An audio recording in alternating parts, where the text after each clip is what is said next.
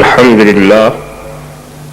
لله الذي قال في شان حبيبه الكريم عليه التحية والتسليم إن الله وملائكته يصلون على النبي يا أيها الذين آمنوا صلوا عليه وسلموا تسليما لبيك اللهم ربنا وسعديك اللهم صل وسلم وبارك على سيدنا ومولانا محمد طب القلوب ودوائها وعافية الأبدان وشفائها ونور الأبصار وضيائها وآله وصحبه دائما أبدا سبحان ربك رب العزة عما يصفون وسلام على المرسلين والحمد لله رب العالمين.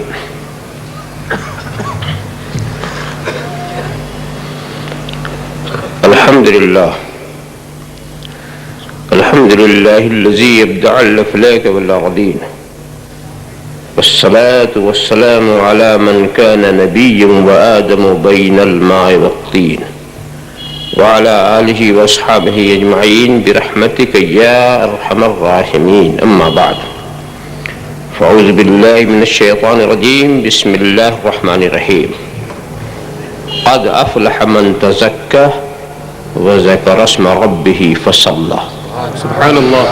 صدق الله مولانا العظيم وصدق رسوله النبي الكريم ونحن على ذلك لمن الشاهدين والشاكرين والحمد لله رب العالمين. بارك الله لنا ولكم في القرآن العظيم ونفعنا وإياكم بالآيات والذكر الحكيم إنه تعالى جواد كريم ملك بر رؤوف رحيم. من علينا ربنا إذ بعث محمدا أيده بيده أيدنا بأحمد أرسله مبشرا أرسله ممجدا صلوا عليه دائما صلوا عليه سرمدا اللهم صل على سيدنا مولانا محمد وعلى سيدنا مولانا محمد كما تحب وترضى بأن تصلي عليه.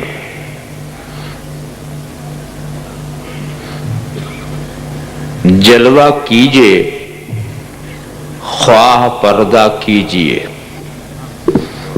جلوہ کیجئے خواہ پردہ کیجئے مجھ کو اپنے پاس رکھا کیجئے.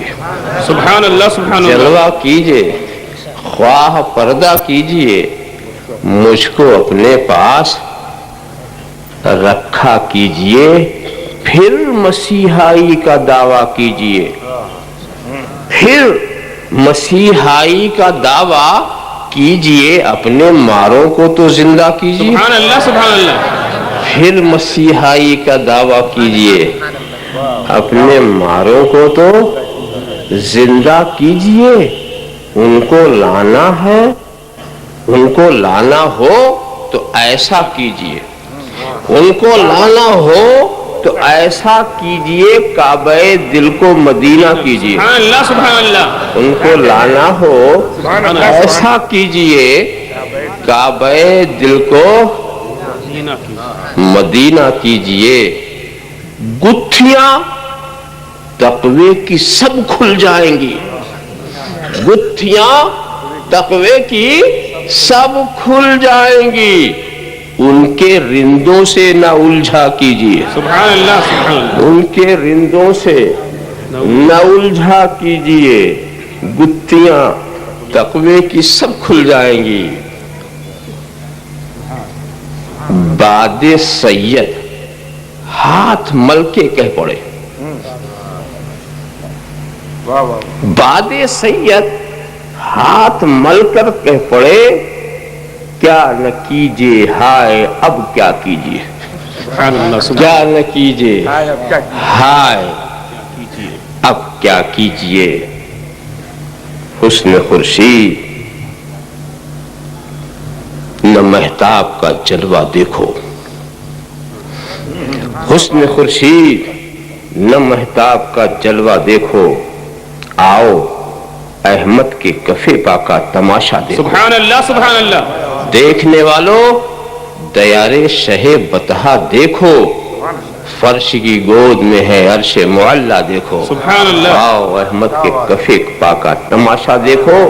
خواہش جلوہ سینہ بھی بجا ہے لیکن دور بھی رشک کرے جس پہ وہ جلوہ دیکھو. سبحان اللہ. آؤ احمد کے کفے پا کا تماشا دیکھو. اگر خاموش رہوں میں تو تو ہی سب کچھ ہے.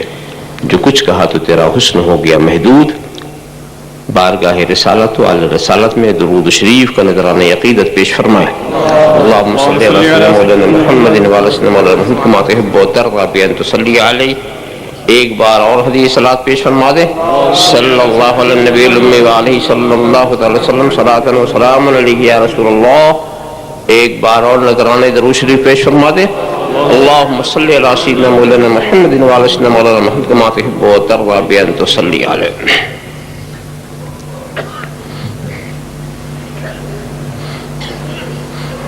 میں آپ کے لیے نیا بالکل نہیں، خوب اچھی طرح سے جانتے ہیں، میری طبیعت میرے مزاج سبھی سے واقف ہے. اور یہ بات بھی خوب آپ جانتے ہیں کہ میری تقریر کے ختم ہونے کا جو وقت ہے اس وقت مجھے بٹھایا گیا.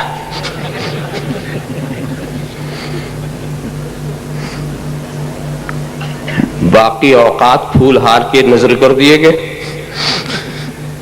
اب پتہ نہیں اس میں اس کی ہار ہے یا جیت ہے.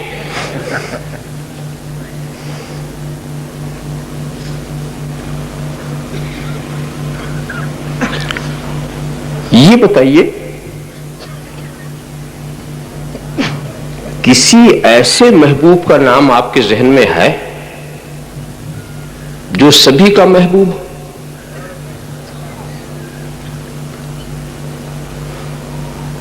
سبھی اس سے محبت کرتے ہو، سبھی اس کے چاہنے والے ہوں، چاہے وہ مومن ہو یا کافر، چاہے وہ مشرک ہو یا موحد، چاہے وہ منافق ہو یا مخلص، چاہے وہ عورت ہو یا مرد، چاہے وہ بچہ ہو کہ جوان، بوڑھا ہو کہ ادھیڑ، وہ ایسا محبوب جو سبھی کا محبوب، ساری کائنات کا محبوب، اور ایسا کہ اس محبوب کو حاصل کرنے کے لیے کائنات کی یہ ساری گہما گہمی، یہ ہما ہمی، یہ دوڑ دھوپ صرف اسی محبوب کو حاصل کرنے کے لیے،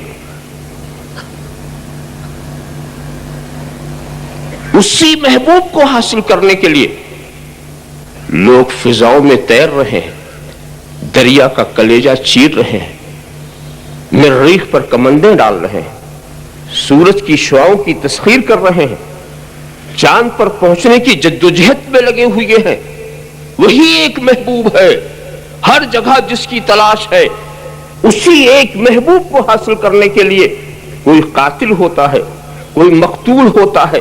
یہ سارے ایٹمی تجربات اسی محبوب کو حاصل کرنے کے لیے ہیں.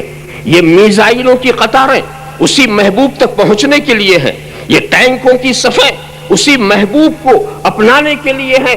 جو کوئی کسی کو قتل کرتا ہے تو اسی محبوب کے لیے، اور جو قتل ہوتا ہے اسی محبوب کے لیے، بھوکا ہے اسی محبوب کے لیے، پیاسا ہے اسی محبوب کے لیے. آخر وہ کون سا محبوب ہے جو پیاسوں کا بھی محبوب ہے، کھانے والوں کا بھی محبوب ہے، بھوکوں کا بھی محبوب ہے، سبھی کا محبوب ہے؟ اسی محبوب کے لیے یہ ساری یونیورسٹیاں، یہ سارے کالجز، یہ سارے تعلیمی ادارے، یہ ساری ملیں، یہ ساری فیکٹریاں صرف اسی محبوب کے لیے. اگر وہ محبوب نہ ہوتا تو کچھ نہ ہوتا. وہ محبوب نہ ہوتا تو آخر وہ محبوب کون ہے جو سبھی کا محبوب ہے؟ اس محبوب کا مختصر سا نام ہے کامیابی. سب اسی کے پیچھے چل رہے. کون ہے جو کامیاب ہونا نہیں چاہتا؟ سب کامیابی چاہتے. جو دوسروں کو قتل کرتا ہے کامیابی ہی کے لیے، جو مقتول ہوتا ہے کامیابی ہی کے لیے، جو فضاؤں میں جا رہا ہے کامیابی ہی کے لیے، جو دریا کا کلیجہ چیر رہا ہے کامیابی ہی کے لیے.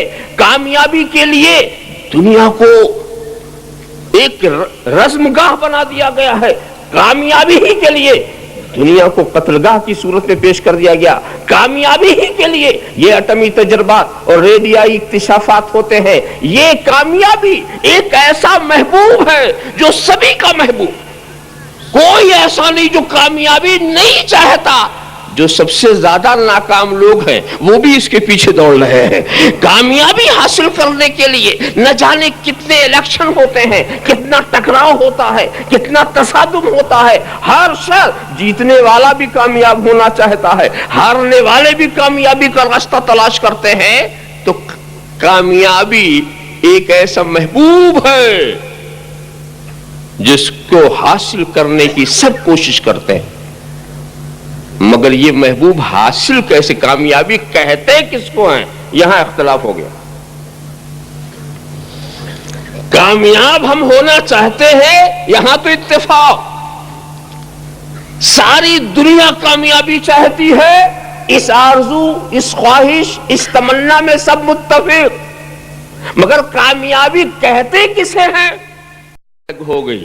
اسی الگ الگ ہونے کی وجہ سے جب رائے الگ ہو گئی تو عمل بھی الگ ہو گیا, کردار بھی الگ ہو گیا. تو کسی نے یہ سوچا کہ کامیابی جو ہے مال و دولت سے حاصل ہوتی ہے, وہ مال و دولت کے پیچھے لگ گئے. کسی نے سوچا کامیابی حکومت سے حاصل ہوتی ہے, وہ حکومت حاصل کرنے کی کوشش میں لگ گئے. کسی نے سوچا کہ غریبوں کو تباہ کر دینے سے کامیابی حاصل ہوگی, وہ غریبوں کو پیسنے میں لگ گئے. کسی نے سوچا کہ کامیابی اپنے دشمن کو زیر کر دینے سے حاصل ہوتی ہے. بہرحال ہر شخص کے ایک ایک نظریات تھے, سبوں نے کامیابی کا ایک نقشہ بنایا اور اسی نقشے کے پیچھے دوڑے. اور دوڑنے والے دوڑتے دوڑتے تھک گئے. حکومت مل گئی, کامیابی نہیں ملی. دولت مل گئی, کامیابی نہیں ملی. اس لیے کہ بھئی کامیابی کا کم سے کم یہ اثر تو ہو کہ جو کامیاب ہو وہ مطمئن تو ہو. کم سے کم اتنا اثر تو ہونا چاہیے نا. یہ کیسی کامیابی ہے کہ ہم کرسی پر بیٹھے ہیں مگر للچ رہے ہیں. یہ کیسی کامیابی ہے ہم تخت پر بیٹھے ہیں مگر وحشت زدہ ہیں. یہ کیسی کامیابی ہے کہ ہم چاند پر بھی پہنچ رہے ہیں مگر ہمیں تسکین نہیں آ رہی ہے. کامیابی اسے کہتے ہیں جو کامیاب, جو مطمئن کر دے, جو سکون دے دے. چاند پر پہنچنے سے سکون نہیں ملتا, وہ کامیابی نہیں. خنجر کے نیچے لیٹنے سے سکون مل جائے تو یہی کامیابی ہے. اللہم صلی علی سیدنا محمد کما حضور شیخ الاسلام, نعرہ تکبیر. سکون کو تلاش کرنے کے لیے لوگ کہاں کہاں پہنچ رہے ہیں مگر سکون کسی کو نہیں ملتا. دولت سے اگر کامیابی حاصل ہوتی تو سب سے بڑے کامیاب انسان کا نام قارون ہوتا. حکومت سے اگر کامیابی حاصل ہوتی تو نمرود سب سے زیادہ کامیاب کہا جاتا, مگر وہ بھی ناکام ہو گیا. اس کی حکومت اسے بچا نہ سکی. قارون کا خزانہ اس کے کام آ نہ سکا. تو خزانہ رکھنے سے کیا کامیابی جب کام ہی نہ ہے. حکومت رکھنے سے کیا کامیابی کہ جب ایک مچھر کے مقابلے میں عاجز, پوری دنیا کا بادشاہ اور ایک مچھر سے عاجز. یہ کیسا کامیاب, یہ کیسا کامیاب. نمرود ایک ہی مچھر, وہ بھی لنگڑا, وہ مچھر نہیں تھا, وہ عذاب الہی کو مچھر کی شکل میں وہ لنگڑا گھس گیا, ناک میں گھس گیا, بھیجا کاٹنے لگا. اب ذرا سا دیکھو اس کی ناکامی دیکھو. دوسروں سے اپنے کو پجانے والا, اپنی پرستش کرانے والا نمرود, جو پرستش کرتے تھے وہی اس کے سر پہ جوتے مار رہے, اور جب تک جوتا لگتا تھا وہ لنگڑا کاٹتا نہیں تھا, اور جیسے جوتا رکا پھر اس نے کاٹنا شروع کر دیا. ذرا سا جو تجھے پوچھ رہا اس کا جوتا تیرے سر پر, ایسا بھی معبود کیا نرالا ہے, اپنے بندوں کے جوتے کھا رہا, اپنے بندوں کے جوتے کھا رہا. جوتا لگتے اسی میں وہ ہلاک ہو گیا. اور لنگڑا بھی بڑا عجیب تھا کہ جب کوئی جوتا چھوٹتا تھا تو کاٹنا شروع کر دیتا تھا, اور جب جوتا رک جاتا تھا تو پھر کاٹنا شروع ہو جاتا تھا, پھر بند ہو جاتا تھا. خیر, نمرود کو جو ملا وہ ملا. ہم کو بھی ایک نسخہ مل گیا کہ اگر کسی کے دماغ میں اس طرح کے کیڑے آ جائیں تو اس کا ایک پرانا علاج ہے. اللہم صلی علی سیدنا مولانا محمد کما تحب و ترضی بین تصلی علیہ. ذرا سا سوچو, انسان اس قدر مجبور.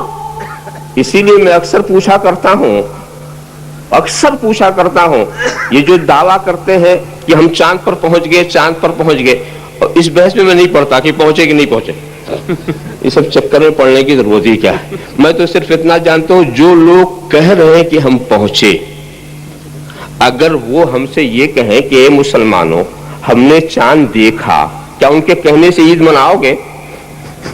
نہیں مناؤ گے نا. تو جن کے کہنے سے ہم چاند کا دیکھنا نہ مانے ان کے کہنے سے پہنچنا کیسے مانے؟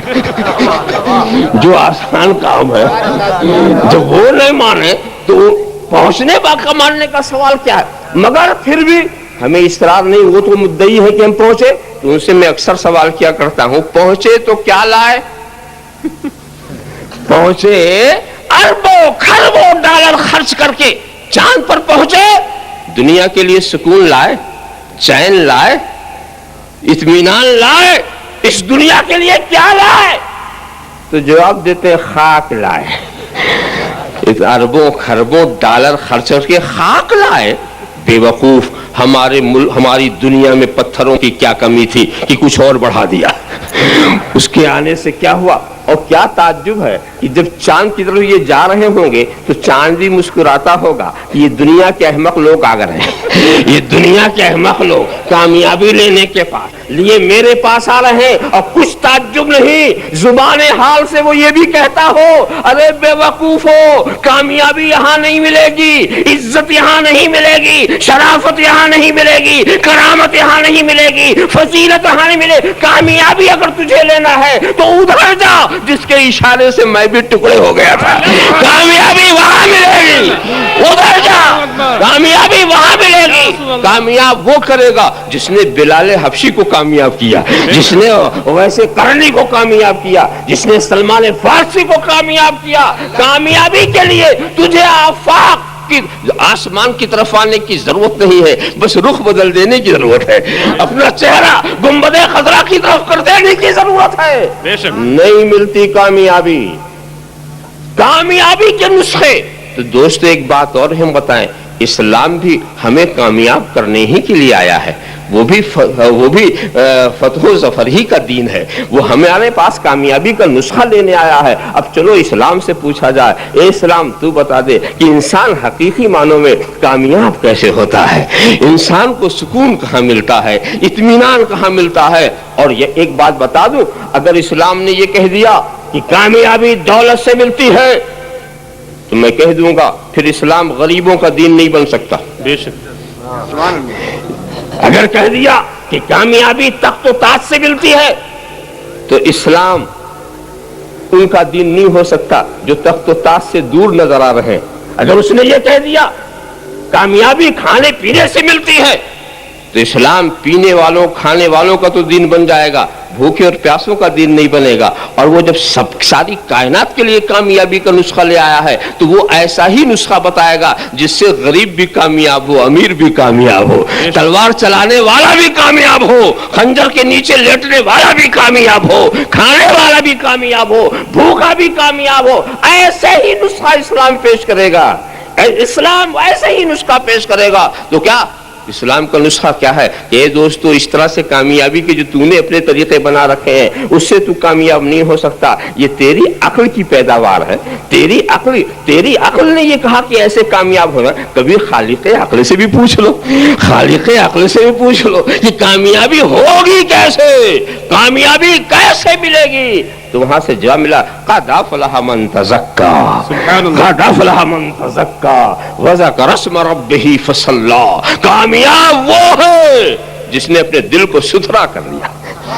کامیاب وہ ہے، کامیاب کی پہلی پہچان کیا ہے؟ اس کا دل ستھرا ہوتا ہے، اس کا دل مزکو مصفا ہوتا ہے. اور دوسرا کامیاب وہ ہے جو اپنے رب کو یاد رکھے. کامیاب وہ ہے جو خدا کی بارگاہ میں حاضر ہو کر کے نمازیں پڑھتا رہے، خدا کو یاد کرتا رہے، اس کی عبادت کرتا رہے. اب کامیابی کو اسلام نے دل کو ستھرا کرو، خدا کو یاد رکھو، خدا کی عبادت کرتے رہو. بس یہ چیز، اب یہ ایسی چیز ہے کہ غریب بھی کرے تو کامیاب، امیر بھی کرے تو کامیاب، بھوکا بھی کرے تو کامیاب، کھانے والا بھی کرے تو کامیاب. ایسا نسخہ بتایا جس کے لیے تخت و تاج کی ضرورت نہیں ہے، بلکہ یہ ایسا نسخہ ہے کہ اس کو حاصل کرنے کے لیے تخت و تاج کو ٹھوکر مار دیا ہے. کامیاب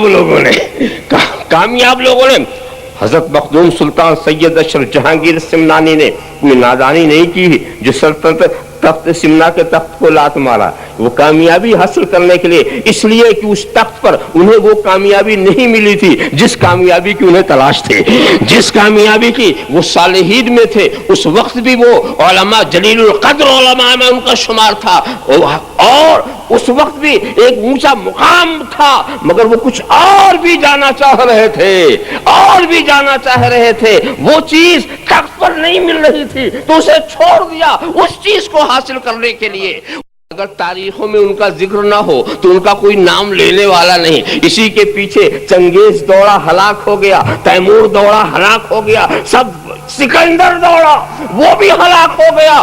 اور اس کی حسرت بھری اس آواز کو آپ نے سنا ہوگا، سکندر آدھی دنیا کا بادشاہ، اور مرتے وقت یہ کہتا ہے کہ تابوت سے میرے ہاتھ کو باہر کر دیا جائے تاکہ دیکھنے والا سمجھے آدھی دنیا کا بادشاہ خالی ہاتھ جا رہا ہے. خالی ہاتھ جا رہا ہے. اس دنیا میں آؤ اور یہاں سے خالی ہاتھ جاؤ، اس دنیا میں آؤ اور یہاں سے خالی ہاتھ جاؤ. تو مخدوم اس تخت کو لات مار دیتے ہیں جو خالی ہاتھ بھیجتا ہے. اس تخت کو چھوڑ کر کے سمنا کے تخت چھوڑ کے غوث الورا ہوئے، سمنا کا تخت چھوڑ کے غوث الورا ہوئے. یوں سلطنت کے ترک نے سلطان بنا دیا، سلطنت کے ترک نے سلطان بنا دیا. شیخ الاسلام. ارے دیکھیے کوئی وجہ نہ جو آپ یہ نعرہ لگاتے ہیں غوث کا دامن نہیں چھوڑیں گے، خواجہ کا دامن نہیں چھوڑیں گے. ایسا نعرہ کیوں نہیں لگاتے؟ چنگیز کا دامن نہیں چھوڑیں گے، تیمور کا دامن نہیں چھوڑیں گے، ہٹلر کا دامن نہیں چھوڑیں گے. ذرا ایسا کیوں نہیں نعرہ لگاتے؟ یہ غوث کا دامن نہیں چھوڑیں گے، خواجہ کا دامن نہیں چھوڑیں گے. انہوں نے بتا دیا کہ کامیابی کیسے حاصل ہوتی ہے. دنیا کے پیچھے دوڑنے سے کامیابی نہیں حاصل ہوتی، بلکہ ایسا ہو جائے دنیا تمہارے پیچھے دوڑے، دنیا تمہارے پیچھے دوڑے. دنیا کا بھی عجیب حال ہے، اس کے پیچھے چلو تو نہیں ملتی، اس کے پیچھے چلو تو نہیں ملتی. کسی کے ساتھ اس نے وفا نہیں کیا. دوڑنے والے دوڑتے رہے، ہلاک ہو گئے، مگر دنیا نہیں ملی جتنا وہ چاہتے تھے. تو اچھی مثال کسی نے دی ہے کہ دنیا کی مثال ایسی جیسے تمہارا سایہ. اپنے سائے کو پکڑو تو دوڑو، دوڑتے دوڑتے دوڑتے دوڑتے دم نکل جائے گا، سایہ ہاتھ نہیں لگے گا، اور اتنا قریب رہے گا چھوڑ کے بھاگتا بھی نہیں کہ چھوڑ کے سایہ بھاگ جائے تو ہم بھی اطمینان میں کب نہیں ملنے والا. اتنا قریب، اب ملا اب ملا اب ملا اب ملا، زندگی کٹ جاتی ہے. اتنا قریب کہ دوڑاتا ہی ہے اور ملا نہیں. اور ذرا اس سے منہ موڑ کے بھاگو تو پیچھے پیچھے، جتنی تیزی تم بھاگو گے اتنا ہی تیز، تمہیں چھوڑتا بھی نہیں. تو جو دنیا کے پیچھے دوڑے دنیا اسے نہیں ملی، اور جنہوں نے دنیا کو لات مار دیا دنیا آج تک انہیں چھوڑنے کو تیار نہیں، آج تک چھوڑنے کو تیار نہیں. اللہم صلی علی سیدنا مولانا محمد صلی اللہ علیہ وسلم صلاۃ و سلام علیک یا رسول اللہ. نعرہ تکبیر. دل جس کا ستھرا ہو جائے. ارے تم نہیں جانتے یہ دل کیا ہے؟ دل لفظ بہت سنا ہوگا نا. دل عجیب چیز،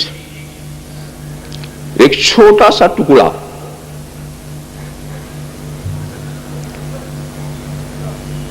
اور بڑا بنیادی جس کو آپ قلب کہتے ہیں. یہی اگر درست ہو تو پورا قالب درست ہوتا.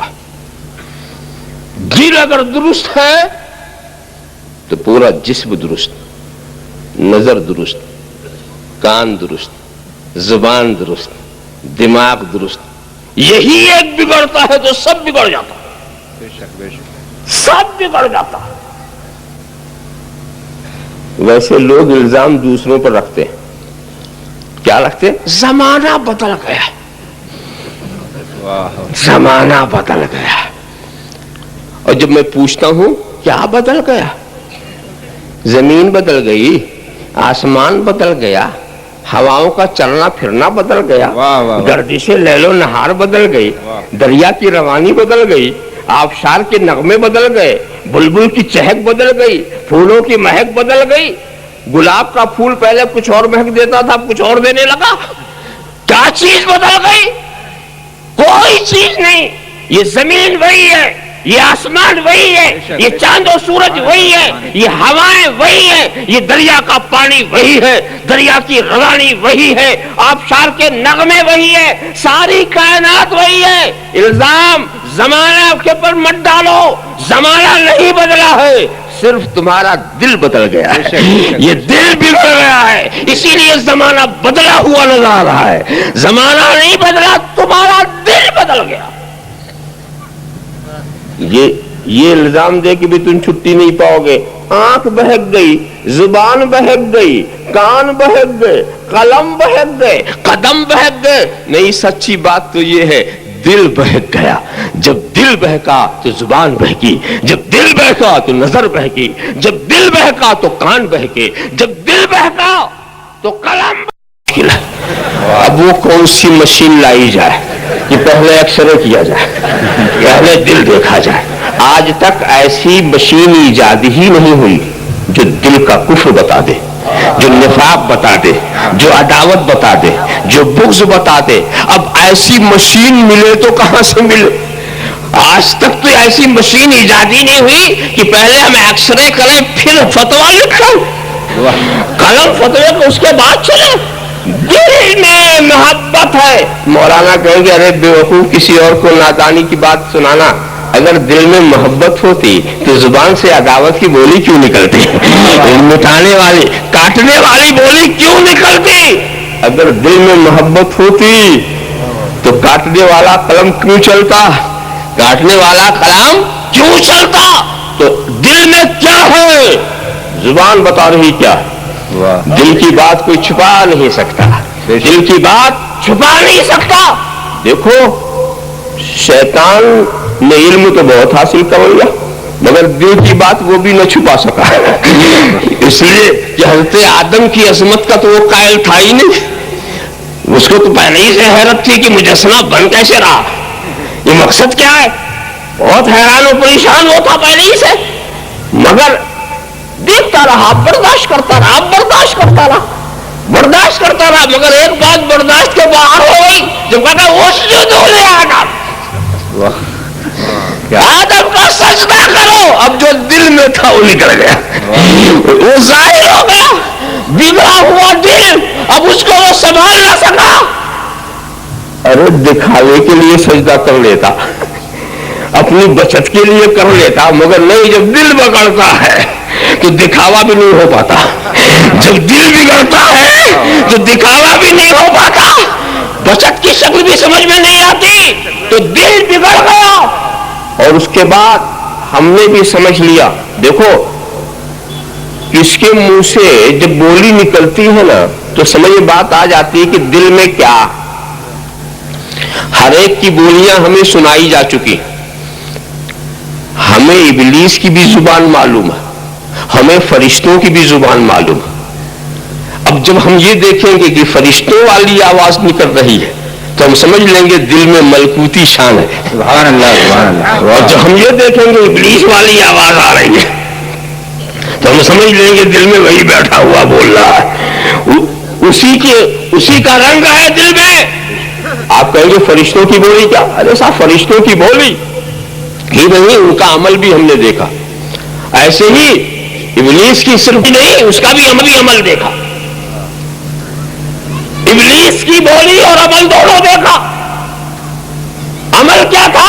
نبی کی تعظیم نہ کرنا،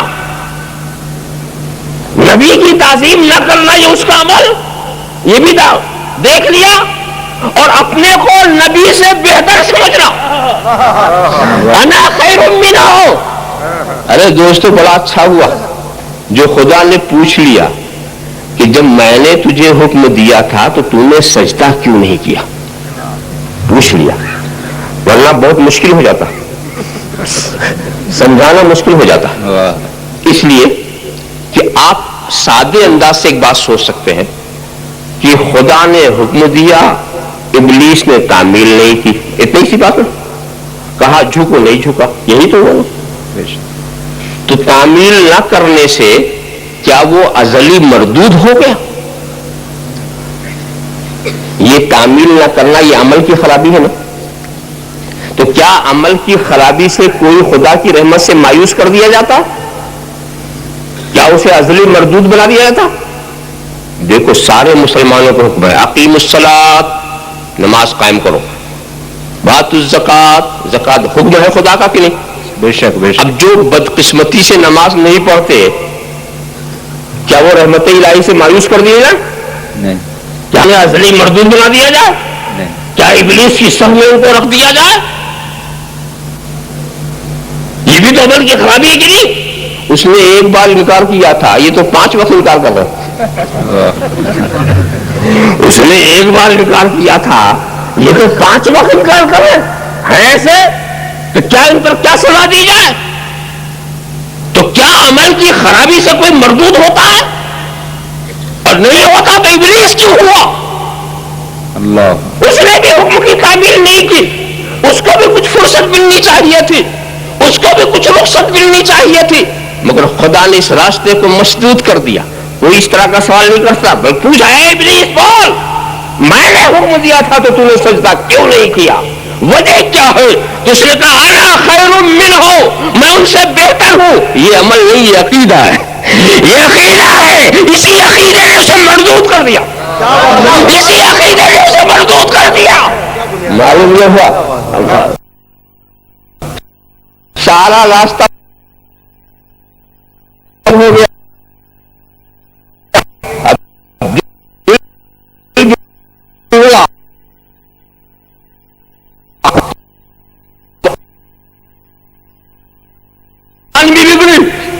زبان بھی بگڑی۔ نبی سے اپنے کو بہتر سمجھنا اور نبی کی تحقیر کے لیے بشر کا لفظ استعمال کرنا، نبی کی تحقیر کے لیے مٹی کا لفظ استعمال کرنا، یہ بشر میں جن، یہ مٹی سے میں آگ سے، تو مٹی کو توہین کے مقابلے میں اس نے استعمال کیا، بشر کو تقلیل شان کے لیے استعمال کیا۔ تو اب اگر کوئی نبی کی شان کو گھٹانے کے لیے بشر یا مٹی کا لفظ استعمال کرتا ہے، ہم سمجھ لیں گے دل میں کون بیٹھا ہوا ہے، دل میں کون بیٹھا ہوا ہے۔ ہم اس کا عمل بھی دیکھ چکے، اس کی بولی بھی سن چکے، اس کی زبان بھی سن چکے۔ مگر دوستو، ذکر فرشتوں کا عمل کیا تھا؟ نبی کی تعظیم کرنا، یہ فرشتوں کا عمل تھا۔ جب نبی کی تعظیم کی دعوت دی جھک گئے، نبی کی تعظیم کی دعوت دی گئی تو جھک گئے۔ بھئی تعظیم مقصد، جسے ہم آپ کو تعظیم کی دعوت دیتے ہیں آپ کھڑے ہو جاتے ہیں، تو مقصد کھڑے ہونے کا بھی تعظیم، وہاں جھکنے کا بھی تعظیم، مقصد تو وہی تھا نا، کھڑا ہو چاہے جھکے، دونوں کا مقصد ایک ہی ہے۔ تو اب آپ دیکھیں گے جب مقصد ایک ہے تو عمل کے فرق سے کچھ فرق نہیں پڑتا۔ اب معاملہ ہوا کہ وہ فرشتے تعظیم کرنے والے تھے، یہ ان کا عمل ہے، اور ان کی زبان کیا ہے؟ ان اللہ و ملائکتہ یصلون علی النبی۔ فرشتوں کی زبان کیا ہے؟ نبی پہ درود بھیجنا، یہ فرشتوں کی بولی ہے، نبی پہ درود بھیجنا یہ سارے فرشتوں کی بولی ہے۔ اور یہاں پر میں کہا ان اللہ و ملائکتہ، اس کے سارے ملائکہ، کوئی تخصیص نہیں۔ علماء سے پوچھ لیجئے گا، جمع کی اضافت استغراق کا فائدہ پہنچاتی ہے، یعنی کوئی فرشتہ ایسا نہیں خالی جو درود نہ بھیجتا ہو، درود نہ بھیجتا ہو۔ ملائکتہ، اللہ خود بھی اور اس کے سارے فرشتے، سارے فرشتے جتنے فرشتے ہیں سب درود مسلسل بھیج رہے ہیں۔ اور دوستو فرشتوں کا حال ہم جانتے ہیں، کچھ فرشتے ایسے ہیں جو آج تک حالت قیام میں ہیں، کچھ فرشتے ایسے ہیں جو آج تک حالت رکوع میں ہیں، کچھ فرشتے ایسے ہیں جو آج تک حالت قعدہ میں ہیں، کچھ فرشتے ایسے ہیں جو آج تک حالت سجدہ میں ہیں۔ اور تمام فرشتے درود بھیجتے ہیں تو نبی پہ درود کھڑا کھڑا کے بھی بھجوایا جا رہا ہے، جھکو کے رکوع میں بھی بھجوایا جا رہا ہے، سجدے میں بھی بھجوایا جا رہا ہے، بتا کے بھی بھجوایا جا رہا ہے۔ یہ فرشتوں کا عمل ہے۔ اللہم صلی علی سیدنا محمد کما علیہ صلی اللہ علیہ وسلم صلاۃ و سلام علیک یا رسول اللہ۔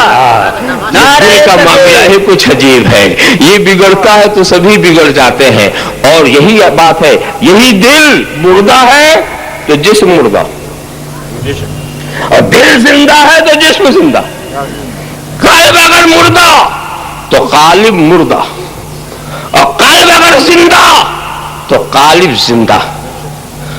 اور قلب کی زندگی کیا ہے؟ پاک و صاف ہونا۔ قلب اگر پاک و صاف ہے تو زندہ، اور قلب گندا ہے تو مردہ۔ تو گندگی جو ہے یہ قلب کی موت ہے، اور پاکیزگی جو ہے یہ قلب کی زندگی، یہ قلب کی زندگی۔ اب قلب کی زندگی ہو تو قالب زندہ۔ اسی لیے دوستو، جو ناپاک دل والے ہیں وہ یہاں بھی مردہ ہے وہاں بھی مردہ ہے، اس لیے ان کا قلب بھی مردہ تو قالب بھی مردہ۔ ان کو صرف ہم مردہ ہی نہیں کہتے، قرآن نے انہیں مردہ کہا، انک لا تسمع الموتى۔ اے محبوب تم ان مردوں کو نہیں سنا سکتے، قرآن نے کہا۔ تو کیا مردے سے مراد قبرستان میں جو لیٹے ہوں وہ ہے کیا؟ تو نبی کس قبرستان میں گئے تھے مردوں کو سنانے؟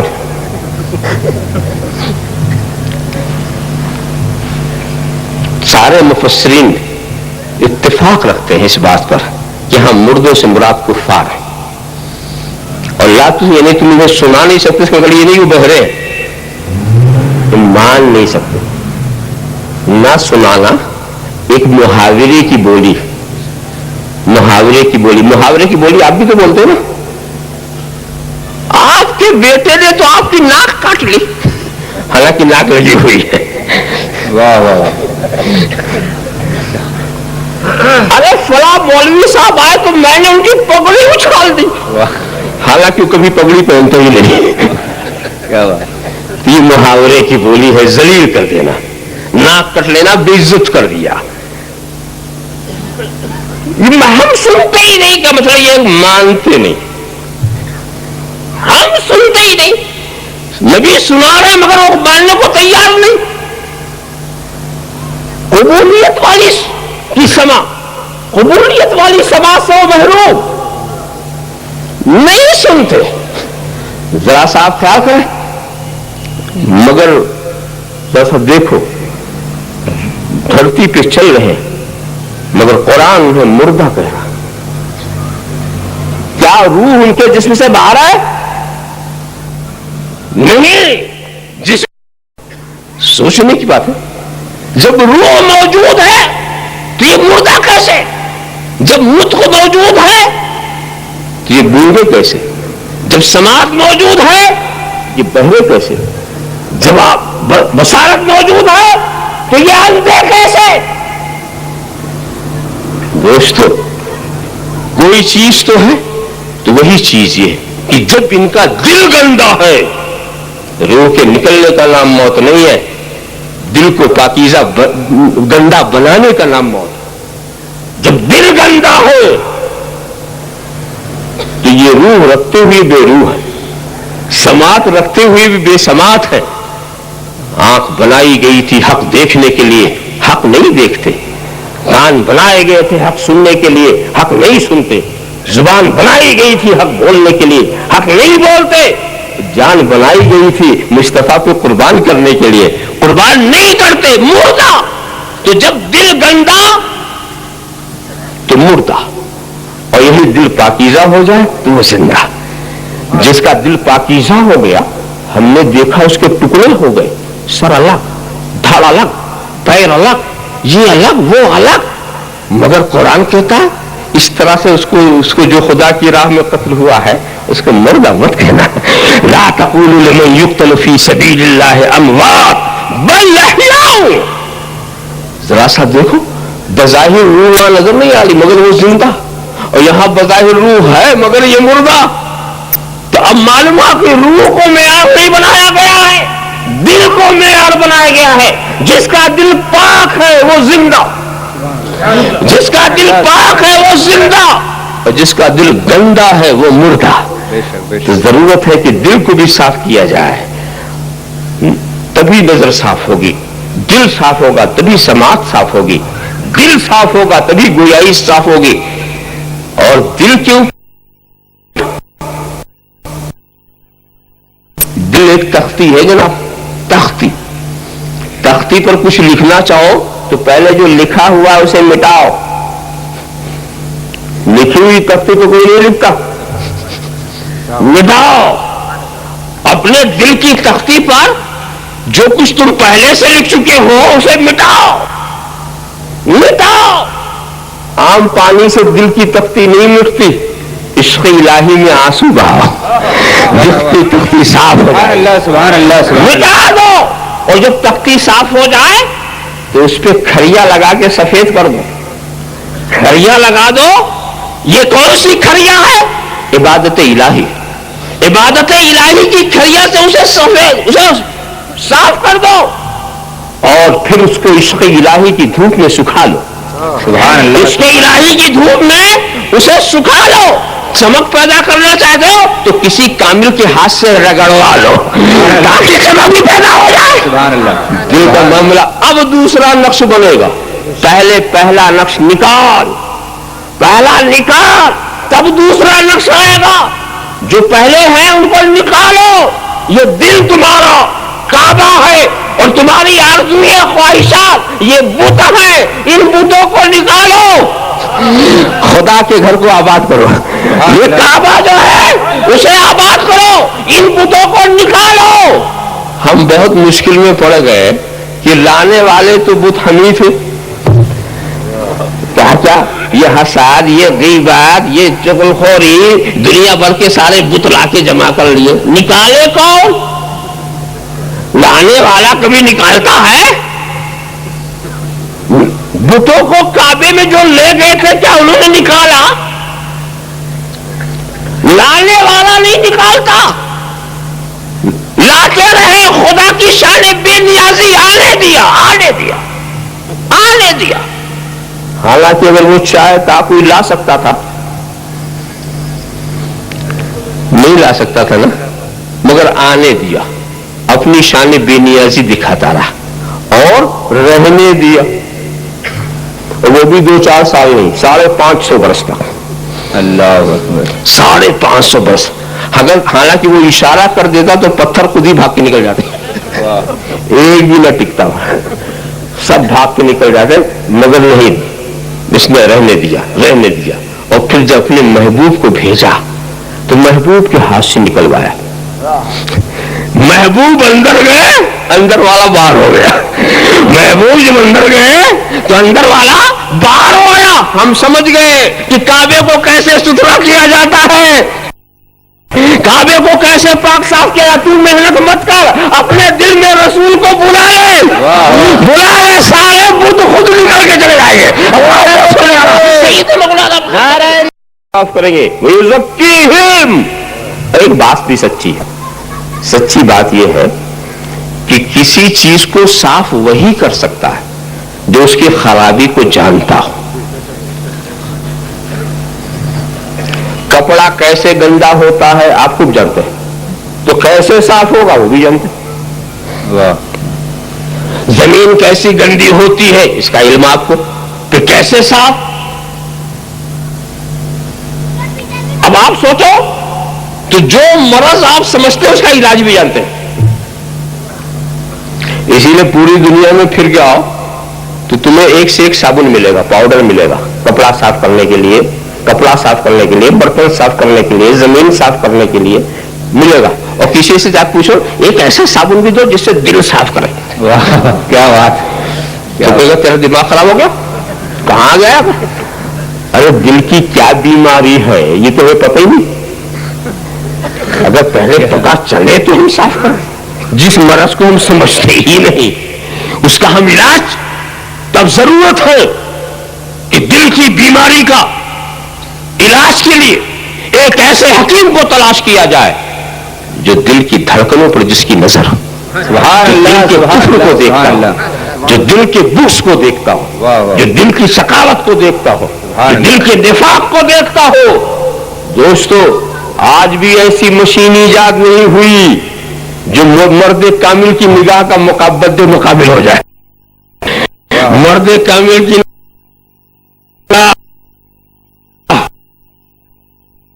نے وہ دیکھ لیا. آج تک کوئی ایسی مشین ایجاد نہیں.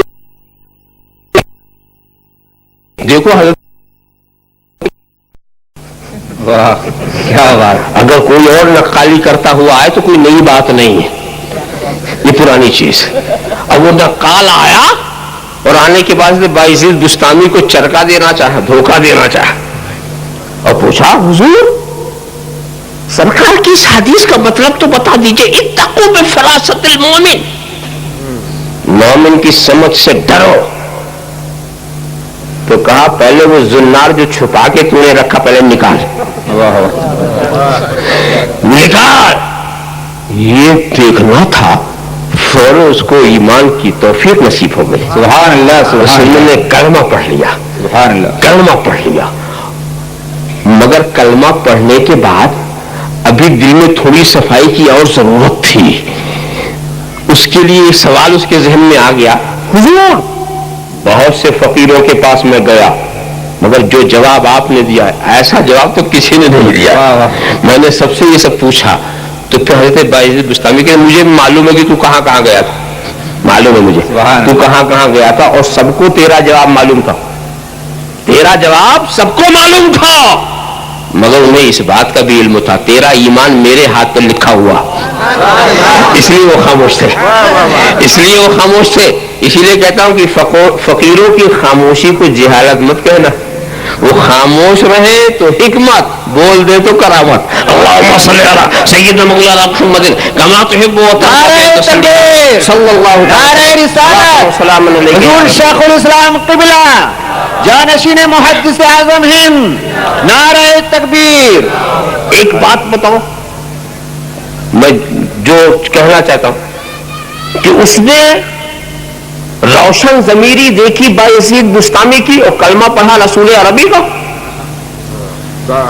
دل صاف کیا بایزید بستامی نے اور اس نے گن گائے رسول عربی کے. اس کا تو ایک جواب یہ ہے کہ دوستو ولایت دلیل نبوت ہوتی اور جو دلیل کو مانتا ہے دعوے پر ایمان لاتا ہے. نبوت دعویٰ ہے, ولایت اس کی دلیل ہے. جو دلیل کو مانتا ہے اس کو دعوے پر ایمان لانا پڑتا ہے. ایک تو جواب یہ اور دوسرا جواب یہ میں مثال سمجھاؤں. ایک بات بتاؤ, کپڑا صاف کرنا کے لیے آپ کے پاس کیا چیز ہے؟ صابن ہے اور پانی ہے نا. صابن سے بھی صاف ہوتا اور پانی دونوں کو استعمال کرتے. تو ایک کام کرو, کل پانی میں صابن گھول دو, اس میں کپڑا ڈال دو, صبح سے شام تک پڑا رہے, دیکھیں کیسے صاف ہوتا. پانی کا بھی کام صاف کرنا, صابن کا بھی کام صاف کرنا, اور کپڑا اس سے بھی زیادہ گندا نظر آنے لگا. جس شکل میں ہم نے ڈالا تھا اس سے بھی زیادہ گندا نظر آنے لگا. نہ صابن نے کام کیا نہ پانی نے. کہا کہ سنو, پانی اور صابن کا کام صاف کرنا مگر ایک ہاتھ بھی تو چاہیے نا, ملنے والا, جھنجھوڑنے والا, نچوڑنے والا, پیٹنے والا, پٹکنے والا بھی تو چاہیے. کام اس کا تو یہی ہے مگر جب تک وہ ہاتھ نہیں ہوگا, پاکی نہیں ہوگی, تو سمجھ لو کتاب و سنت, کتاب کا بھی کام صاف کرنا ہے اور قرآن حدیث کا بھی کام صاف کرنا ہے. قرآن کا کام بھی صاف کرنا ہے مگر صرف قرآن حدیث سے تیرا دل صاف نہیں ہوگا. دستے مصطفیٰ کی ضرورت ہے, دستے مصطفیٰ کی ضرورت ہے. اپنے دل کو ان کے ہاتھ میں دے دو. سبحان اللہ. ان کے ہاتھ میں دے دو. اللہ یا رسول اللہ, اللہ اکبر یا رسول. اچھا یہ کیسے سمجھا جائے؟ اسی لیے ہم دیکھتے ہیں بہت سے قرآن لے کے پھرنے والے دل صاف نہیں ہے, حدیث لے کے پھرنے والے دل صاف نہیں ہے. وہ کیوں؟ انہوں نے اپنے دل کو مصطفیٰ کے حوالے نہیں کیا, ان کے حوالے, اور کہا دلیل کیا؟ دل دینا. یہ ایک محاورہ ہے, دل دینا غلامی اختیار کرنا. دل دینا غلامی اختیار کرنا. تو جو اپنے کو مصطفیٰ کا غلام کہے اس نے دل دے دیا, اور جو اپنے کو مصطفیٰ جیسا کہے اس نے دل نہیں دیا. اس نے دل نہیں دیا تو اس کا دل ہمیشہ گندا ہی رہے گا. اللہم صلی علی سیدنا مولانا محمد کما تحب و ترضى صلی اللہ تعالی وسلم صلاۃ و سلام علیک یا رسول اللہ. تو مصطفیٰ کو ہاتھوں میں اپنا دل دے دو, ہاتھوں میں اپنا دل دے دو. آپ سوچیں گے وہ تو مدینہ شریف ہے, ہم کہاں سے ہاتھ میں پکڑا دیں؟ وہ کون سا ہاتھ؟ ارے دوستو, مصطفیٰ کا ہاتھ تم نہیں سمجھے؟ مصطفیٰ کا ہاتھ, مصطفیٰ کا ہاتھ ایک دو نہیں ہے. مصطفیٰ کا ہاتھ, اسی کا نام غوث اعظم, اسی کا نام خواجہ خواجگان, اسی کا نام بایزید بستامی, اسی کا نام مخدوم سمنانی. یہ اولیاء کرام مصطفیٰ کے ہاتھ ہیں. تو یہ اب سمجھ میں آ گیا کہ حضرت بایزید یہ مصطفیٰ کے ہاتھ تھے. جب مصطفیٰ کے ہاتھ تھے تو بایزید نے صاف نہیں کیا, دستے مصطفیٰ نے صاف کیا.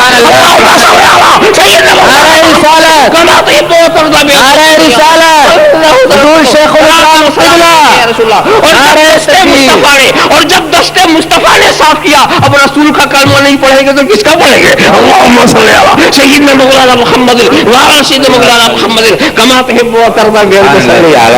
تو صفائی وہیں سے ملے گی. وہ عیب کو جانتے ہیں. تم آؤ گے کفر کے ساتھ, وہ قصہ وہ حکیم صاحب کا نہیں ہے. یہ ہاتھ پکڑ کر کے بھی کچھ نہ سمجھے, چہرہ دیکھ کے بھی کچھ نہ سمجھے, قارورہ بھی دیکھے تو کچھ نہ سمجھے. وہ حکیم کا معاملہ نہیں ہے. یہ نگاہ مصطفیٰ کی بات ہے. نگاہ مصطفیٰ, دل میں خطرہ گزر جائے تو جان لے, چہرہ سامنے آ جائے تو سمجھ لے. ورنہ وہ حکیم صاحب کا قصہ تو بار بار سنتے ہیں نا.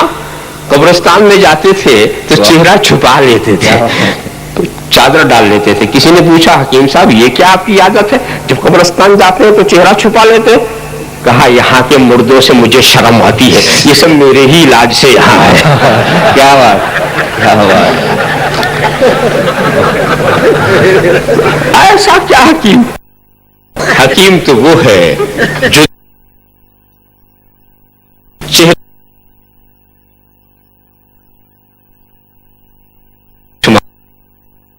کر لے. ورنہ حالت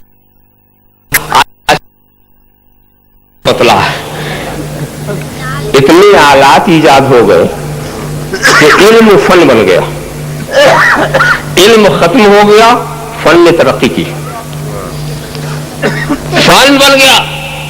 اب ٹمپریچر بھی بغیر آلہ کے وہ معلوم نہیں کر سکتے, بلڈ پریشر بھی بغیر آلہ کے وہ نہیں معلوم کر سکتے. اب سب سے بڑے حکیم کا نام جو ہے وہی آلہ, وہی بتاتا ہے. ایکس رے کرا لو, یہ کرا لو, آپ کو کچھ نہیں کرنا, بس ہماری فیس دے دو, بقیہ سب تم کرا لو, سب کچھ تم کرا لو. یہ حال ہے. ہاتھ پکڑ لیا ڈاکٹر صاحب نے اور پکڑ کے پوچھتے تجھے کیا ہوا؟ ارے بھی مجھے کو بتانا تو میرا ہاتھ کیوں پکڑے ہوئے ہو, چھوڑو. کیا بات, اس طرح سے نہیں. مگر دوستو ایک وہ نظر ہے, اللہ اکبر, حضرت فضالہ ہیں, حالت کفر میں ہے, خنجر چھپائے ہوئے ہیں اور اس ارادہ رکھتے ہیں کہ موقع ملے تو رسول عربی کا کام تمام کر دیا جائے. سرکار دور سے دیکھتے ہیں, مرض دیکھ لیا, مریض آ رہا ہے, مرض دیکھ لیا, اور آنے کے بعد پوچھا فضالہ کیا سوچ رہے ہو؟ کہا میں تو صرف چکر لگا رہا ہوں, طواف کر رہا ہوں, طواف کعبے کا طواف کر رہا ہوں. پتا یہ چلا کچھ طواف کرنے والے بظاہر تو طواف کرتے ہیں اور کسی اور چکر میں ہوتے ہیں, کسی اور چکر میں ہوتے ہیں. کس کا کیا چکر ہے تو وہی جانے. یہ بھی کسی چکر میں تھے. رسول عربی کے قتل کا چکر ہی نہیں تھا. سرکار اور قریب آئے, اور قریب آئے, سینے پہ ہاتھ رکھ دیا, دل کی بیماری جو تھی ختم ہو گئی, دل پاک و صاف ہو گیا, دل پاک و صاف ہو گیا. اور ایسا پاک و صاف ہوا, ایسا پاک و صاف ہوا. سرکار کی یہ عادت نہیں تھی کہ کسی کا خنجر چھین لے, کسی کی تلوار چھین لے, نہیں, جو جس شان سے آتا ہے ویسے ہی جائے. جو جس شان سے آتا ہے, تلوار لے کر آیا تو تلوار لے کر جائے, خنجر لے کر آیا تو خنجر لے کر کے جائے. خنجر چھیننا, تلوار چھیننا یہ ضرور نہیں, بس دل بدل دو. جب دل بدل جائے گا تو تلوار کا رخ بھی بدل جائے گا, خنجر کا رخ بدل جائے گا, غصے کا رخ بدل جائے گا. صلی علی سیدنا مولانا محمد کما تحب و ترضى بان تصلی علیہ. ارے تم اس تلوار والے کو نہیں دیکھتے کہ کیا سوچ کے گئے تھے؟ فاروق اعظم جب پہنچتے ہیں بارگاہ رسالت میں، جس کو مختصر سے لفظوں میں یہ سنو کہ عمر سوئے نبی گئے اور نظر سوئے عمر گئی، پڑی نگاہ مصطفیٰ تو زندگی سنور گئی، پڑی نگاہ مصطفیٰ تو زندگی سنور گئی. مگر دوستو حضرت فاروق اعظم جب وہاں پہنچے جلال میں تھے، غصے میں تھے، مگر وہاں سے کیا غصہ کم ہو گیا؟ کیا جلال میں کمی آ گئی؟ کیا تیور بدل گئے؟ کیا تلوار ہاتھ سے چھوٹ گئی؟ کیا زنگ آلود تلوار ہو گئی؟ نہیں، تیور وہی ہے، رخ وہی ہے. اور پوچھتے آلسنا علی الحق یا رسول اللہ، اے اللہ کے رسول کیا ہم حق پر نہیں ہیں؟ کیا ہم حق پر نہیں ہیں؟ جواب ملتا بلا کیوں نہیں، بلا کیوں نہیں. تو کہا کہ عمر کی غیرت ایمانی اس بات کو برداشت نہیں کرتی کہ معبودان باطل کو علانیہ پوجا جائے، ہم معبود برحق کو چھپ کر کے پوجیں. یہ کہہ کے نکل پڑے تلوار لے کر، تو رسول نے تلوار کی سے چھیڑا کچھ نہیں، دل بدل گیا تو تلوار کا رخ بدل گیا. پہلے رسول کے لیے آئی تھی، اب دشمن رسول کی طرف جا رہی ہے. اسلام تلوار چھینتا نہیں ہے، رخ بدلتا ہے. اللہم صلی علی سیدنا مولانا محمد کما تحب و ترضى بان تصلی علیہ.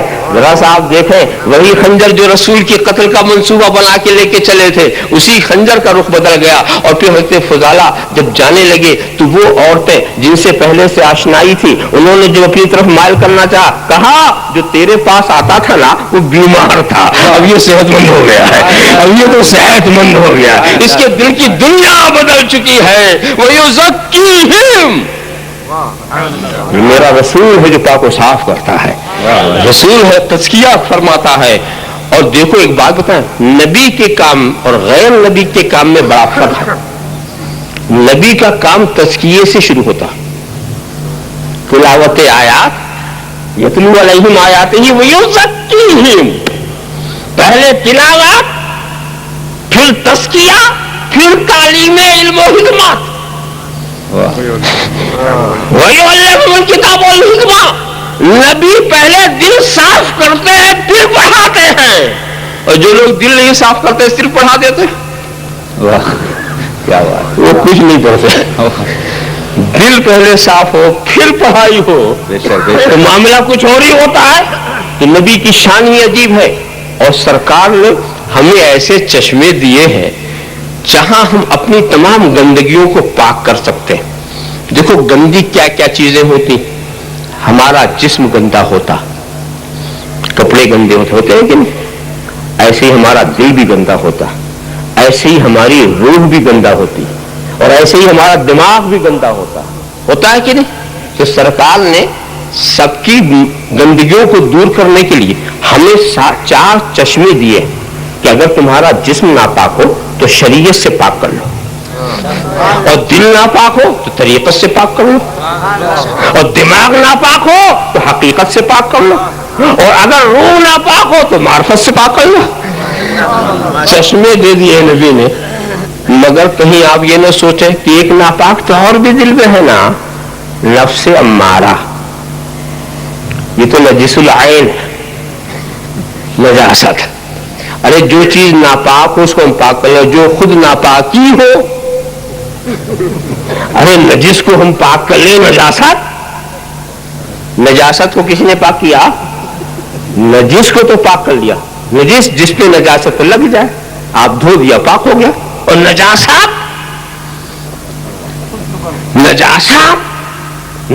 کو تو کوئی پاک نہیں کر سکا. مگر نجاست کے پاک کرنے کا علماء طریقہ بتاتے ہیں. یہ گوبر ہے نا جانوروں کے، یہ سب نجاست ہے، اس کو پاک کرنا ہے تو دھلائی نہ کرنا. کچل کے بیٹھ کے اس کو دھو رہے ہیں، گوبر دھو رہے ہیں، اس سے کام نہیں چلے گا. ایک کام کرو، اس میں آگ لگا دو، جب گوبر جل جائے گا تو جو راکھ ہوگی وہ پاک. واہ واہ واہ، حقیقت بدل گئی. اس کی حقیقت بدل دو تو گوبر کو جلا دو، جلتا تو مانو کہ نجس العین کے پاک کرنے کا طریقہ یہ اسے جلا دو. نجس العین کو تو یہ نفس امارہ جو نجس العین ہے اس کا عشق مصطفیٰ کی آگ میں جلا ڈالو، عشق مصطفیٰ کی آگ میں جلا ڈالو. محمد كما تحب وترضى بأن تصلي عليه صلی اللہ علیہ وسلم صلاۃ و سلام علیک یا رسول اللہ. اور پھر جب جلے گا تو اب وہ نفس امارہ نہیں نفس مطمئنہ بن جائے گا. وہ نفس مطمئنہ بن جائے گا. وہ جو خاک ہوگی وہ پاک ہوگی. جو خاک ہوگی وہ پاک ہوگی. ایسا تعلق ہے شریعت و طریقت کا. نہ طریقت کو شریعت سے جدا نہیں کیا جا سکتا. ویسے کچھ بیوقوف لوگ اہل طریقت کے لباس کی نقل کرتے ہیں, صفات کی نہیں کرتے. ملبوسات کو پسند کر لیا ہے. مخروطی ٹوپی, چمکیلی صدری, جو بھی پہن لیا اور رنگین قسم کا کپڑا پہن کر کے نکل پڑے. اب اہل طریقت بن گئے. نہیں دوستو, لباس نہیں, صفات. صفات اگر گدڑی کے اندر بھی ہے, صفات سادہ لباس میں بھی ہے تو سب کچھ ہے. لباس سے کوئی اہل طریقت نہیں بنتا. اور کچھ تو بڑے گستاخ ہوتے ہیں, کہتے ہیں کہ صاحب شریعت جو ہے وہ راستہ ہے. شریعت کیا ہے؟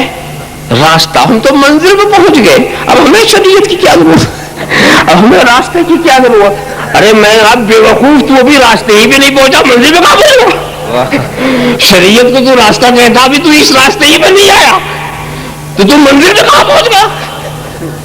سوچنے کی بات ہے. اسی لیے صاف لفظوں میں کہا کرتا ہوں کہ جس طریقت کے اوپر شریعت کا سایہ نہ ہو وہ طریقت نہیں, وہ زندگی, وہ الحاد ہے.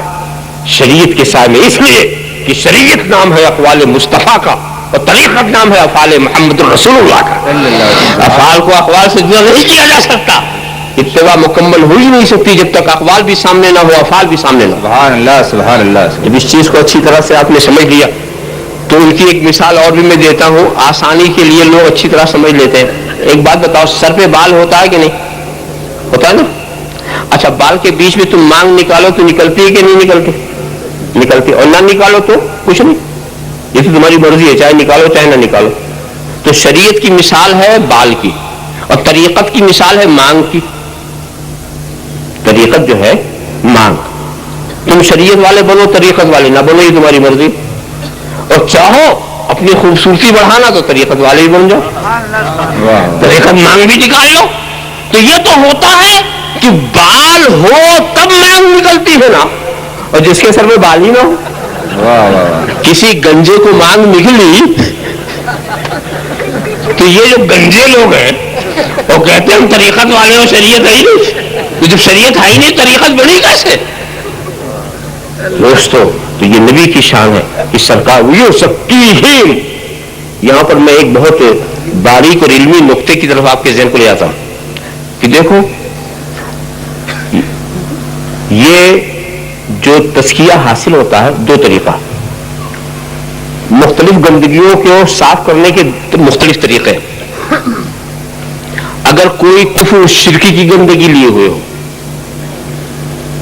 تو دل کی سچائی کے ساتھ کلمہ شہادت پڑھ دے, یہ گندگی ختم ہو گئی. اور اگر کسی کے اندر گھمنڈ, غرور, حسد, کینہ, کپٹ, اس طرح کی گندگی, تو اس کو دور کرنے کے دو طریقے. ایک تو عبادت و ریاضت, آپ اپنے کو عبادت و ریاضت یا کسی کامل کی نگاہ. سبحان اللہ سبحان اللہ سبحان اللہ. اور تیسرا کیا ہے؟ بالکل خدا کے غیر سے بے نیاز ہو جانا. غیر خدا کو اپنے دل سے خارج کر دینا. یہ مقام صرف نگاہ مرد مومن سے ملتی ہے, یہ عبادت و ریاضت سے نہیں ملتی. یہ صرف مرد کامل کی نگاہ سے. اب یہ تزکیے کے مختلف درجات, یہ تزکیے کے مختلف درجات, مگر کامیابی جسے ہم کہہ رہے ہیں وہ کب ہمیں حاصل ہوتی. اب قرآن کی اس آیت کو ترتیب سے آپ غور کریں. قد افلح من تزکا, کامیاب ہوا جس نے اپنے دل کو ستھرا کر لیا. اور پھر کیا کیا اس نے؟ وَذَكَرَ اسْمَ رَبِّهِ فَصَلَّى, پھر پھر خدا کا ذکر کیا، نمازیں پڑھی. پہلے دل کو ستھرا کیا، پھر عبادت کی. مختصر، پہلے دل کو ستھرا کیا پھر عبادت کی، یہ عبادت کامیابی. سبحان اللہ سبحان اللہ سبحان اللہ. دل ستھرا ہونے سے پہلے جو عبادت ہو، دل ستھرا ہونے سے پہلے جو عبادت ہو وہ عبادت کامیابی نہیں. وہ تو آپ چل رہے ہیں، ابھی دل صاف. اب عبادت و ریاضت کے نتیجے میں دل صاف ہو جائے، پھر اس کے بعد جو آپ عبادت کریں وہ ہے کامیابی. اور اگر آپ عبادت کرتے ہی چلے جائیں، دل صاف نہ ہو، ایسی عبادت کامیابی نہیں ہے. ایسی عبادت سے کامیابی نہیں ملتی. کامیابی اس عبادت سے ملتی ہے کہ پہلے دل ستھرا ہو جائے. اب ستھرا جیسے بھی ہو، چاہے مرد کامل کی نگاہ سے ہو، چاہے عبادت و ریاضت سے ہو، مگر پہلے دل ستھرا ہو جائے. ستھرے ہونے کے بعد اب جو عبادت ہم کریں گے وہ کامیابی. سبحان اللہ سبحان اللہ. ستھرا ہونے کے بعد جو عبادت کریں گے وہ کامیابی ہے. پہلے والی جو دل ناپاک، دل میں وہی بغض، وہی اناد، وہی کینہ کپٹ، تو نماز پڑھتے جاؤ، مزدوری ملے گی، کامیابی نہیں ملے گی. محنت کرو گے نا، مزدوری ملے گی، بادشاہ کا قرب نہیں ملے گا. کامیابی تو وہ ہے جو مولا کے قریب کر دے، مولا کے قریب کر دے. اور مولا کے قریب وہی عبادت کرتی ہے جو دل صاف ہو. اگر دل صاف نہیں ہے تو مولا کے قریب اس عبادت سے. تو اب معلوم یہ ہوا کہ دل کی صفائی بہترین جو ذریعہ ہے وہ نگاہ مرد کامل. اب نبی کی نے تعلیم جو دی، نبی کریم کی تعلیم کیا تھی؟ پہلے آیات کا تلاوت سنا، قرآن کریم کی تلاوت، اور سب کے دل کو ستھرا کیا. صحابہ نے پہلے عبادت کی پھر پاک صاف ہوئے نہیں، پہلے پاک و صاف ہوئے پھر عبادت کی. نگاہ مصطفیٰ نے پہلے انہیں مزکہ مصطفیٰ بنا لیا، لہذا اس کے بعد وہ عبادت کرنے لگے. اسی لیے صحابہ کی عبادت کا کوئی جواب نہیں ہو سکتا. ان کی ایک رکعت کا جواب ہماری زندگی کی پوری عبادت نہیں کر سکتی. وہ ایک معمولی ایک چھٹاک اگر خدا کی راہ میں خرچ کر دے، ہم پورا پہاڑ اٹھا کر صدقہ کر دیں، اس مقام پر نہیں. تزکیے کے بعد والا عمل اور ہوتا ہے اور تزکیے سے پہلے والا عمل اور ہوتا ہے. اسی لیے نبی کریم کا طریقہ کیا تھا؟ پہلے دل صاف کرنا پھر عمل کرانا. اسی لیے سارے صحابہ چونکہ دل صاف اور اس کے اوپر عمل ہوا تو نبی کو اتنا اطمینان تھا کہ اصحابی کالنجوم، اصحابی کالنجوم، یہی لکھ لکھ تم اہتدیتم. اس لیے یہ وہ نہیں ہے کہ جو عبادت سے اپنے کو دل صاف کر رہے ہیں، بلکہ پہلے دل صاف ہو چکا پھر عبادت کر رہے ہیں. دل صاف ہو چکا پھر عبادت کر رہے ہیں. تو پتہ یہ چلا کہ محنت سے جو چیز حاصل ہوتی ہے اس کا خطرہ لگا رہتا ہے، پتہ نہیں کیا ہو، پتہ نہیں کیا ہو. اور جو خدا کے فضل سے حاصل ہو، خدا کا فضل، نگاہ مصطفیٰ خدا کا فضل، جو خدا کے فضل سے کوئی چیز حاصل ہو وہ قائم رہتی. یہی چیز ہے، یہی راز ہے. بالکل فرشتے جس مقام پر تھے اپنی محنت سے نہیں تھے، خدا نے اسی مقام پر انہیں پیدا ہی کیا. اور ابلیس جس مقام پر پہنچا محنت کر کے پہنچا، محنت کر کے پہنچا. نتیجہ کیا ہوا؟ ہوا کیا؟ جب امتحان ہوا تو محنت والا رہ گیا، عمل پر غرور، تقوی کی نمائش، محنت والا رہ گیا اور فضل والے سب بچ گئے. تو جس پر خدا کا فضل ہو، ایک ولایت وہ ہے جو محنت سے حاصل کی جائے، اور ایک ولایت وہ ہے جو مرد مومن کی نگاہ سے حاصل کی جائے. سبحان اللہ سبحان اللہ. جو چیز نگاہ سے حاصل ہوتی ہے وہ کبھی چھینی نہیں جاتی، اور جو محنت سے کی جاتی ہے، محنت ختم وہ بھی ختم. محنت کی توجہ ہوا تو وہ بھی ختم. اس چیز کو اچھی طرح سے آپ سے قد افلح من تزکا. کامیابی وہ عمل ہے جو تزکیے کے بعد ہو. وہ عمل جو تزکیے سے پہلے ہے وہ کامیابی کی طرف جانے کا راستہ ہے، مگر وہ کامیابی نہیں ہے۔ کامیابی تو وہی عمل ہے کہ پہلے دل ستھرا ہو جائے، اس کے بعد آپ عمل کریں۔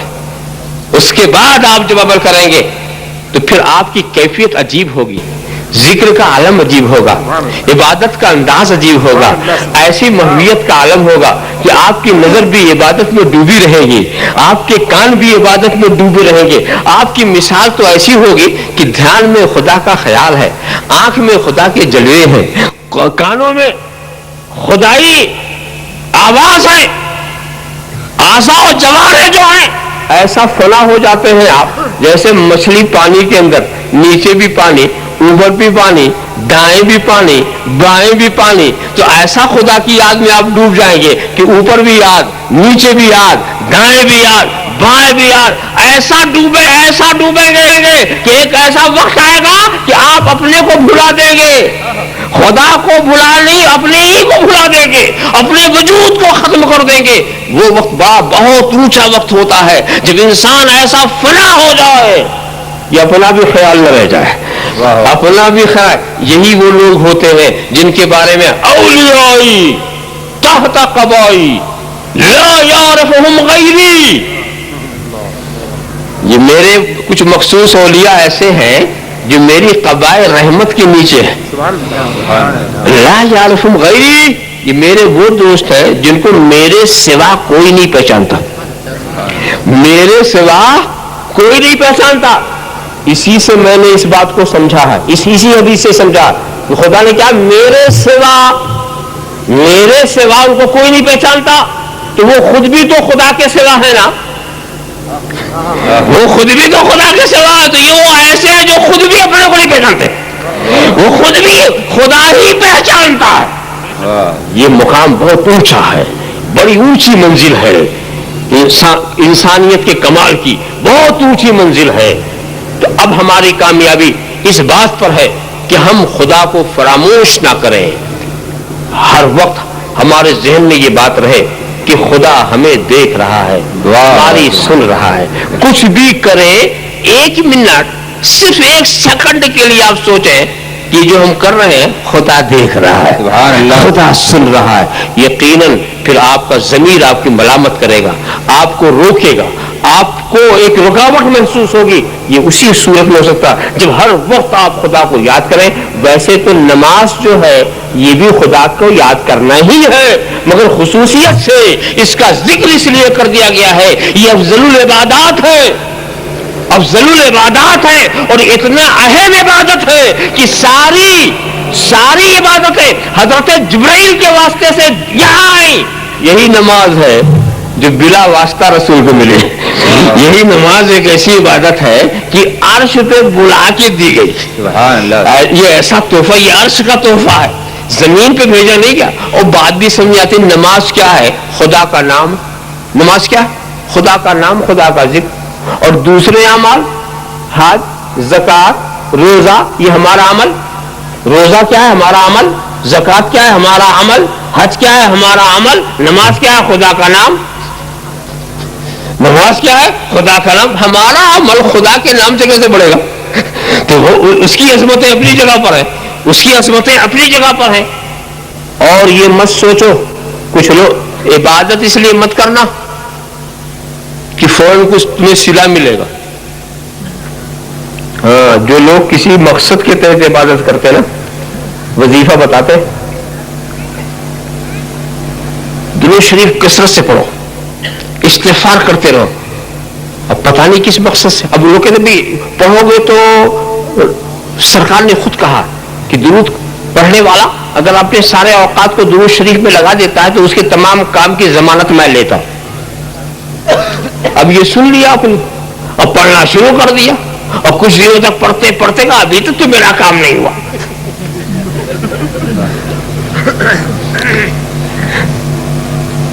جب تم دنیا کے لیے خدا کا نام استعمال کرو گے تو مقصد کتنا گھٹیا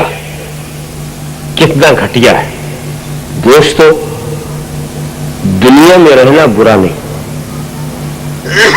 دل دنیا میں ہو یہ برائی نہیں ہے، مگر دل میں دنیا ہو. کیا سمجھے؟ کشتی دریا میں ہو یہ برائی نہیں ہے، مگر دریا کشتی میں ہو. مشکل تو یہی ہے جہاں دریا ہی کشتی میں ہے. اللہم صلی علی سیدنا مولانا محمد کما تحب و ترضى بان تصلی علیہ قد افلح من تزکى وذكر اسم ربه فصلى واخر دعوانا ان الحمد لله رب